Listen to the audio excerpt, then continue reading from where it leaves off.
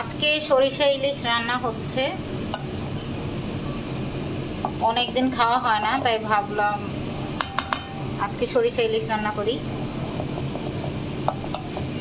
আমার সরিষা ইলিশের রেসিপি কিন্তু আমার পেজে আছে, খুবই মজার হয়, আমার পরিবারের সবাই পছন্দ করে।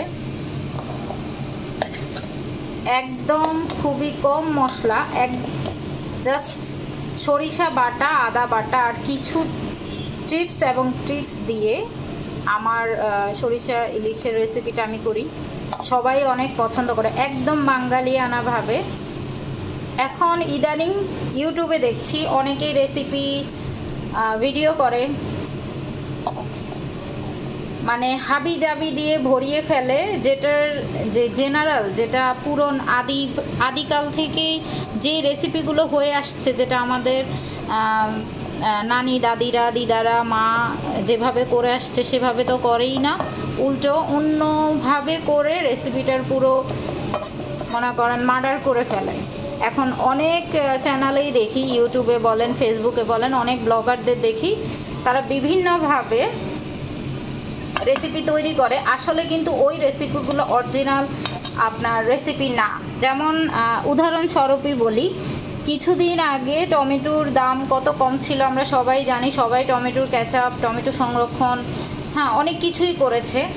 তো কিছু কিছু ভিডিওতে আমি দেখলাম টমেটো সসের মধ্যে কর্নফ্লাওয়ার ব্যবহার করছে, যেটা এত ন্যাস্টি একটা বিষয় যে মানে একটা রেসিপিকে কতটা জঘন্য বানিয়ে ফেলে।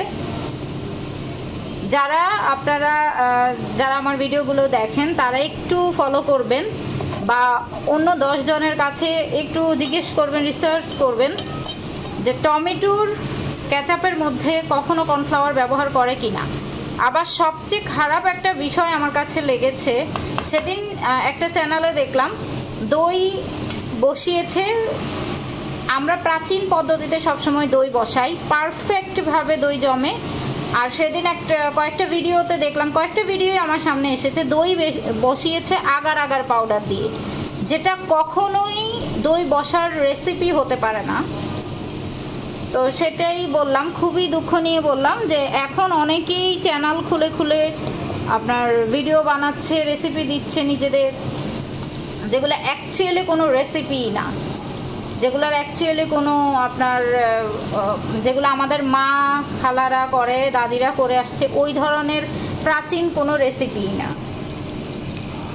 তো যাই হোক, আমার ভিডিওগুলো আপনাদের কেমন লাগে সেটা অবশ্যই কমেন্ট বক্সে জানাবেন। যেটা সত্য, যেটা ন্যাচারাল, যেটা প্রাচীন যুগ থেকে হয়ে আসছে সেগুলোই আমি দেখানোর ট্রাই করি। আর কিছু টিপস এবং ট্রিক্স বলে দেই, যেগুলোর মাধ্যমে আপনার রেসিপি বলেন, কাজগুলো বলেন, আরও দারুণ হয়ে যায়। তো ভালো থাকবেন সবাই।